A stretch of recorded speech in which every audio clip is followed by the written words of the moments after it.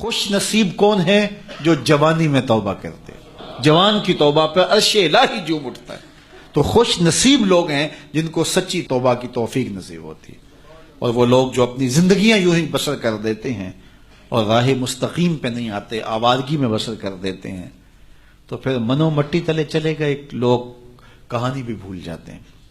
تو قبل اس سے کہ وقت آئے مجھے اور آپ کو اپنی آخرت کے لیے ضرور کوشاں ہونا چاہیے اور سچی توبہ سے اپنی آخرت کی تیاری کرنی چاہیے۔ کل کا پچھتاوا آج کے پچھتاوے سے بہتر ہے۔ کل کا پچھتاوا تو سوائے حسرت دکھ بڑھانے کے اور کیا ہوگا؟ آج کا پچھتاوا زندگی بدل دے گا۔ وقت پر کافی ہے ایک قطرہ بھی آب خوش ہنگام کا، جل گیا جب کھیت برسا می تو پھر کس کام کا۔ ایک روایت میں آتا ہے کہ اہل جنت جنت میں جا کر ایک حسرت ان کے دل میں ہوں گی، حالانکہ جنت میں پہنچ کے کوئی حسرتیں نہیں ہوں گی، ہر حسرت پوری ہو جائے گی، لیکن ایک حسرت ان کے دل میں جنت میں پہنچ کر بھی ہوگی، اور وہ کیا؟ جو چند لمحے خدا کی یاد سے غافل گزارے کیوں گزارے۔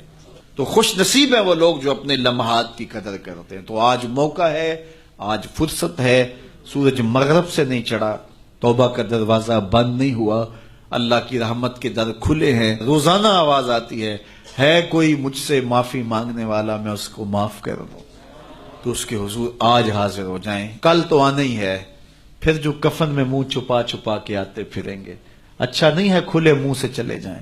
پھر جو لوگ اٹھا کے لے جائیں گے، اچھا نہیں ہے خود اپنے قدموں سے چل کے اس کی دہلیز پہ چلے جائیں۔ وہ ایک مجذوب تھا، فقیر تھا، بازار میں کھڑا رو رہا تھا، کسی نے روک کے پوچھا کیا ماجرا ہوا، کیوں رو رہے ہو؟ کسی نے تنگ کیا ہے، دکھ دیا ہے، ستایا ہے؟ اس نے کہا کچھ بھی نہیں ہوا، بس ان لوگوں کے رویے نے دکھی کر دیا ہے۔ کہا کیا ہوا؟ کہا میرا یہ ذہن بنا تھا کہ میں ان کی اور رب کی صلح کروا دوں۔ تو کہا پھر کیا ہوا؟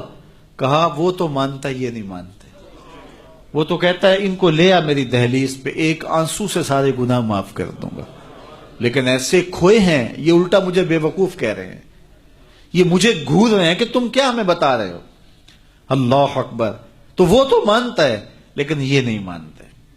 اگلے دن اسی فقیر کو دیکھا گیا کہ وہ قبرستان میں کھڑا رو رہا ہے، تو وہی شخص گزرا تو اس نے رک کے پھر پوچھا بابا قبرستانوں میں بھی روتا ہے اور بازاروں میں بھی روتا ہے، آج کیا مسئلہ ہوا؟ کہا مسئلہ میرا کل والا ہی ہے۔ کہا آج کیا ہوا؟ کہا کل ان سے مایوس ہوا تو پھر آج ادھر نکل آیا، اور آج میرا پروگرام بنا کہ چلو ان کی اور رب کی صلح کروا دو۔ تو کہا آج کیا رکاوٹ ہے؟ کہا آج یہ مانتے ہیں وہ نہیں مانتا۔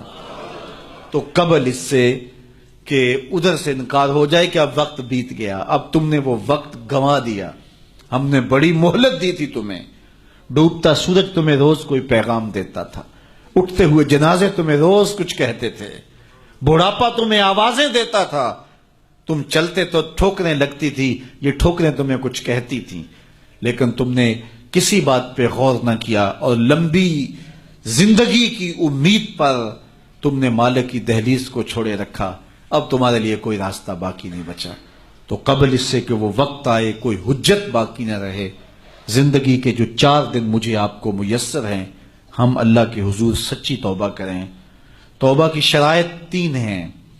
پہلی شرط یہ ہے کہ جو گناہ کیا ہے اس پر ندامت، دوسرا یہ ہے کہ اس کو ترک کرنے کا پختہ عزم مصمم، اور تیسری چیز یہ ہے کہ آئندہ اس کو کبھی بھی نہیں کروں گا۔ اگر یہ 3 شرطوں کے ساتھ کوئی اللہ کے حضور حاضر ہو جاتا ہے تو وہ سچی توبہ ہے۔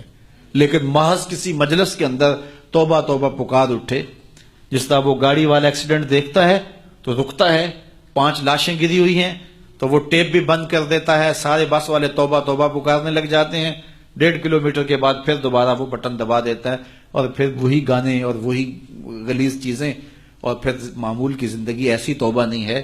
توبہ یہ ہے کہ ما قبل کہ جو اعمال ہیں ان سے ندامت پیدا ہو اور ان کو ترک کر دیا جائے اور آئندہ عزم مصمم رکھا جائے، تو اللہ تعالیٰ جل شانہ سچی توبہ کو قبول کرتا ہے، اور پھر توبہ کرنے والے کے ما قبل کے سارے گناہ مٹا کے نیکیوں میں تبدیل کر دیتا ہے۔ اللہ جل شانہ مجھے بھی آپ کو بھی سچی توبہ کی توفیق سے مالا مال فرمائے، اور زندگی کی ایک ایک ساتھ اپنے دین کے لیے گزارنے کی توفیق دے۔